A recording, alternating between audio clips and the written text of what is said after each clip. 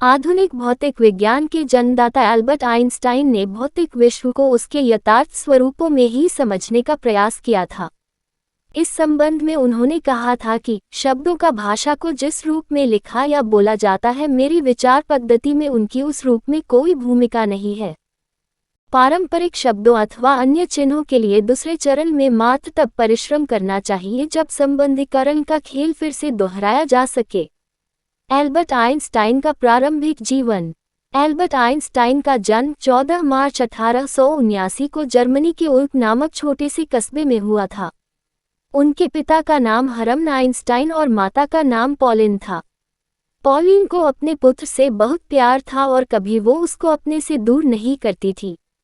Albert 3 वर्ष का हुआ तो उसकी माता के लिए एक समस्या खड़ी हो गई कि वो बोलता नहीं था। सामान्यतः 3 वर्ष के बालक तुतलाकर बोलना सीख जाते हैं। फिर भी माँ ने उम्मीद नहीं छोड़ी और उसे पियानो बजाना सिखाया। बचपन में एल्बर्ट शांत स्वभाव का और शर्मीला बच्चा था और उसका कोई मित्र नहीं था। वह अपने पड़ोस में रहने वाले बच्चों के साथ भी खेलना पसंद नहीं करता था। एल्बर्ट के माता पिता म्यूनिख रहने लगे थे। बच्चे म्यूनिख की सड़कों पर सेना की परेड को देखकर उनकी नकल उतारा करते थे, जबकि एल्बर्ट आइंस्टाइन एल्बर्ट सिपाहियों को देखते ही रोने लगता था। उस समय दूसरे सभी बच्चे बड़ा होकर सिपाही बनने की बात करते थे, लेकिन उसकी सिपाही बनने में कोई रुचि नहीं थी। अब एल्बर्ट 5 वर्ष का हो गया था और उसके जन्मदिन पर उसके माता पिता ने मैग्नेटिक कंपास उपहार में दिया, जिसे देखकर वो बहुत प्रसन्न हुआ था। जब उस मैग्नेटिक कंपास की सुई हमेशा उत्तर दिशा की तरफ रहती तो उसके दिमाग में प्रश्न आते थे कि ऐसा कैसे और क्यों होता है। एल्बर्ट बचपन से ही पढ़ने लिखने में होशियार था, लेकिन शिक्षकों के साथ उसका तालमेल नहीं बैठता था क्योंकि वो रटंत विद्या सिखाते थे। एल्बर्ट ईसाई नहीं यहूदी था, जिसके कारण स्कूल में ईसाई लड़के उसे परेशान करते थे। इसी वजह से उसके दिमाग में अकेलेपन की भावना आ गई थी। उसका बचपन में एक ही मित्र बना था जिसका नाम मैक्स टेमले था, जिससे वो अपने मन की बातें करता था और तर्कसंगत प्रश्न करता रहता था।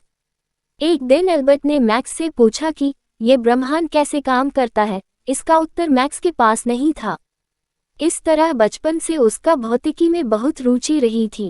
एल्बर्ट के चाचा जेकब एक इंजीनियर थे, जिन्होंने एल्बर्ट के मन में गणित के प्रति रुचि दिखाई थी।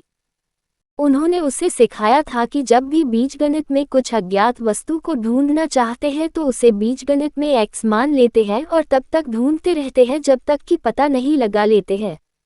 एल्बर्ट जब 15 वर्ष का हुआ तो उसके पिता के कारोबार में समस्याएं आ गई, जिसके कारण उन्हें कारोबार बंद करना पड़ा। अब उसके माता पिता उसको जिम्नेजियम स्कूल में दाखिला दिलाकर नौकरी की तलाश में दूसरे शहर चले गए। अब माता पिता के जाने के बाद एल्बर्ट उदास रहने लगा और उसका पढ़ाई में ध्यान नहीं लगा, इसलिए वो भी अपने परिवार के पास इटली चला गया। इटली में उसने बहुत सुखद समय बिताया। उसके बाद 16 वर्ष की उम्र में एल्बर्ट को स्विट्जरलैंड के एक स्कूल में पढ़ने के लिए रखा गया। यहाँ पर उसने भौतिकी में गहरी रुचि दिखाना शुरू कर दिया और उसे योग्य अध्यापक भी मिले। यहीं पर उन्होंने सापेक्षता का सिद्धांत का पता लगाया था। एल्बर्ट ने ज्यूरिख से स्नातक की डिग्री प्राप्त की थी।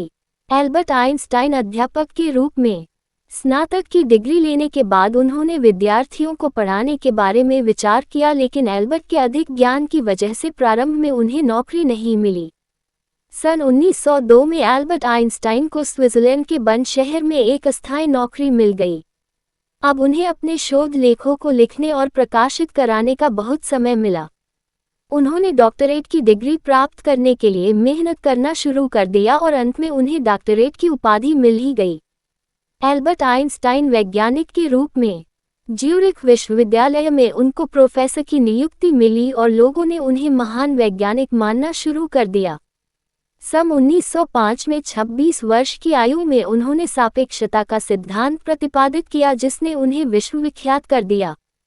इस विषय पर उन्होंने केवल 4 लेख लिखे थे, जिन्होंने भौतिकी का चेहरा बदल दिया।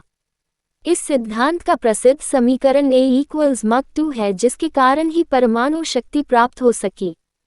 इसी के कारण इलेक्ट्रिक आई की बुनियाद रखी गई। इसी के कारण ध्वनि, चलचित्र और टीवी पर शोध हो सके। आइंस्टाइन का अपनी इसी खोज के लिए विश्व प्रसिद्ध नोबेल पुरस्कार मिला था। सारा संसार आइंस्टाइन की प्रशंसा करने लगा और जगह जगह पर समारोह आयोजित किए जाने लगे। इतना सब कुछ होने के बाद भी वो हमेशा नम्रता से रहते थे। आइंस्टाइन विश्व शांति और समानता में विश्वास रखते थे, इसी कारण उन्हें गांधी जी की तरह महान पुरुष कहा जाता था। आइंस्टाइन को अपने जीवन में सबसे ज्यादा दुख तब हुआ जब उनके वैज्ञानिक आविष्कारों के कारण बाद में परमाणु शक्ति का आविष्कार हुआ था, जिससे हिरोशिमा और नागासाकी जैसे नगर ध्वस्त हो गए थे। आइंस्टाइन का परिवार 1903 में एल्बर्ट आइंस्टाइन का विवाह मिल्वा मेरिक से हुआ था। उनके यहाँ 2 पुत्रों एल्बर्ट और एडोआई ने जन्म लिया था। आइंस्टाइन के विवाह से पहले भी पुत्री थी जिसे आइंस्टाइन ने गोद लिया था, लेकिन उसकी बचपन में ही मौत हो गई थी। 14 फरवरी 1919 में उनका मेरिक से तलाक हो गया और इसी वर्ष में उन्होंने दूसरी शादी कर ली थी। उनकी दूसरी पत्नी का नाम एल्सा था, लेकिन वो भी 1936 में चल बसी। वैसे भी उनकी पारिवारिक जीवन में रुचि कम थी और अपना ज़्यादातर समय अपनी वैज्ञानिक खोजों में लगाते थे। आइंस्टाइन की मृत्यु 18 अप्रैल 1955 में महान वैज्ञानिक एल्बर्ट आइंस्टाइन की अमेरिका के न्यू जर्सी शहर में मृत्यु हो गई। वह अपने जीवन एक अंत तक कार्य करते रहे और मानवता की भलाई में उन्होंने अपना जीवन समर्पित कर दिया था। इतना सब होने के बाद भी वो किसी के घनिष्ठ मित्र नहीं बन सके, क्योंकि उनका लक्ष्य हमेशा सृष्टि को जानने का रहा था। आइंस्टाइन की प्रतिभा से प्रभावित होने के कारण मृत्यु के बाद उनके दिमाग का अध्ययन किया गया, लेकिन कुछ विशेष तथ्य हाथ नहीं आए।